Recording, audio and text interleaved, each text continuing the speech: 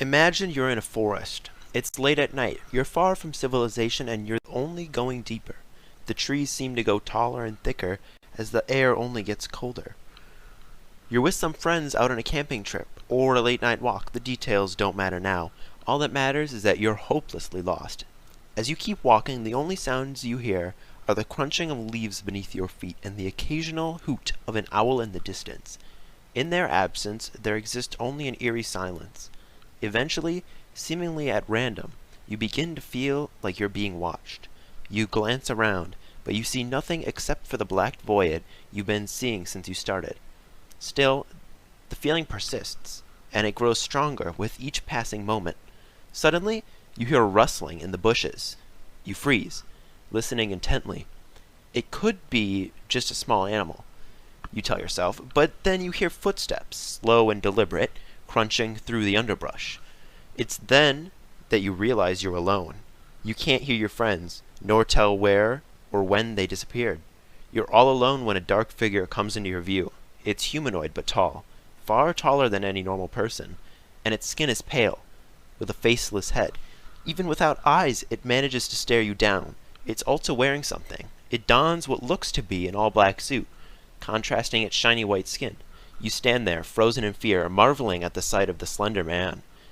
Little do you know, it'll be the last thing you ever see. You're listening to Call to the Bench, where we go beyond storytelling and analyze the legal significance of true crime. What Liam just described is known as the story of Slenderman, but it's more than just a campfire story. For some, it's an obsession. See, Slenderman is probably the most famous example of what's known as a creepypasta, a scary story or concept which gains widespread internet popularity, taking on many different iterations and aspects to its lore. What started as an entry to a Photoshop contest in 2009 quickly became a viral sensation. Descriptions of the Slenderman, the pale figure dressed in a suit, were published in short stories, digital art pieces, and online forums. For most, it was just a fun concept. Much like a horror movie or a campfire story, it was fun to read more and delve deeper into the figure that supposedly hid in forests across America. But for some, this fascination escaped the internet and became far more than just a concept. Morgan Geyser and Anissa Wire were 8th graders in Waukesha, Wisconsin when they first learned about the story of Slenderman. We don't know which of the many depictions of Slenderman that they first read, but it's likely that through many stories and online interactions, Slenderman became a real concept to them. You see, most online creepypastas are written as if they were real. After all, pretending that these online creatures or concepts are present around us greatly contributes to the horror factor. Who would want to watch a horror movie with a blatant disclaimer that it's not real? Though it seems that for Morgan and Nisa, these descriptions were far too convincing. The duo became convinced not only that Slenderman was real, but so were his murders.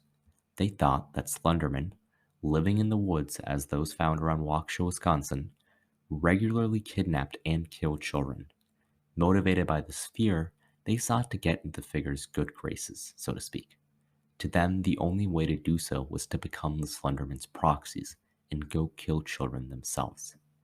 After months of supposed planning, they decided upon their target as well as the location.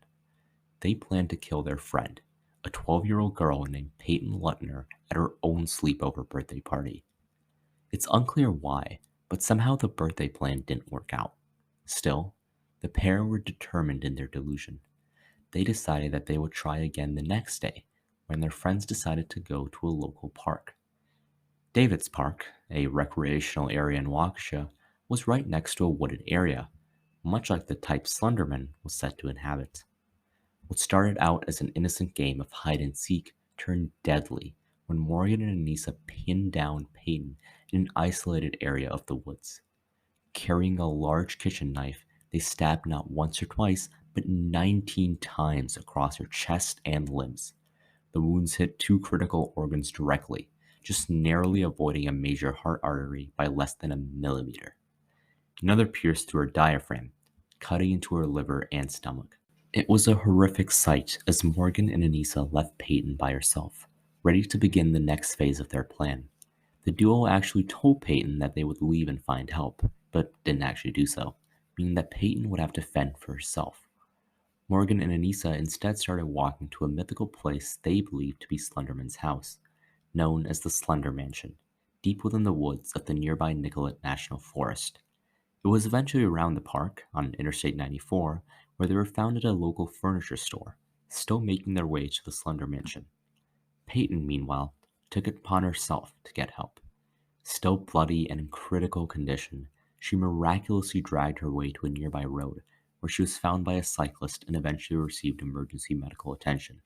It's a miracle that Peyton was able to survive such a brutal attack, but survive she did, leaving the hospital a week after the attack and going back to school. Life would never be the same for Peyton, but her determination during that time is truly admirable. As for Morgan and Anissa, they were charged with homicide. What's interesting, though, is that Morgan, who exhibited signs of mental illness throughout her childhood, was charged with first-degree homicide, while her co-perpetrator, Anissa, was charged with attempted second-degree homicide. The distinction here is that first-degree homicide means you fully intend to kill another person, whereas second-degree homicide is when you are aware that your actions might result in the death of another person. Let me put it this way. If you flat out just went out and murdered someone, you'd likely be charged with first-degree homicide.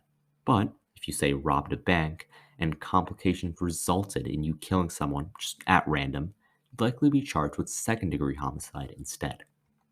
This means investigators thought that Morgan fully intended to kill Peyton, whereas Anissa served more of a helping role, despite still knowing that her actions would likely result in someone's death. As both trials moved forwards, the concept of mens rea became important. Latin for guilty mind, mens rea refers to criminal intent. It's the legal concept for if someone, in sound state of mind, actually intends to commit a crime. In both trials of the Slenderman stabbing, however, it brought up the questions as to whether the girls actually had criminal intent due to their mental state. Due to what could be defined as insanity, the girls were found not guilty after being trialed as adults rather than juveniles. That doesn't mean they walked free. After a jury found her not guilty by mental disease or defect, Anissa was institutionalized at the Winnebago Mental Health Institute. In 2021, however, she was released, provided that she be placed under careful supervision until 37 years of age. Morgan Guise, on the other hand, was given the maximum sentence. She had to spend the next 40 years at Winnebago, where she currently resides, undergoing treatment. In the aftermath of the stabbing, Eric Knudsen, the original creator of Slenderman, expressed his condolences to the affected families and said that he was deeply saddened by the tragedy. In an effort to show support for the victim and denounce real-world violence, members of the creepypasta community organized a 24-hour live stream on YouTube, raising further money for the victim's medical expenses. Meanwhile, the city of Madison, Wisconsin, the state capital, held a one-day bratwurst festival in order to honor the victim and raise money for her medical costs. Over 250 volunteers participated in the event, which raised more than $70,000 for Peyton. In the aftermath of such a tragedy, members of both the local community and online community came together to provide support for Peyton and work to spread awareness about the dangers of untreated mental illness. It's sad what happened that day, but Peyton's determination and the people's collective support helped to rebuild a community shaken to its core. Thank you for listening to this episode of Call to the Bench. Stay tuned for our next episode, where we'll explore the legal nature of yet another case.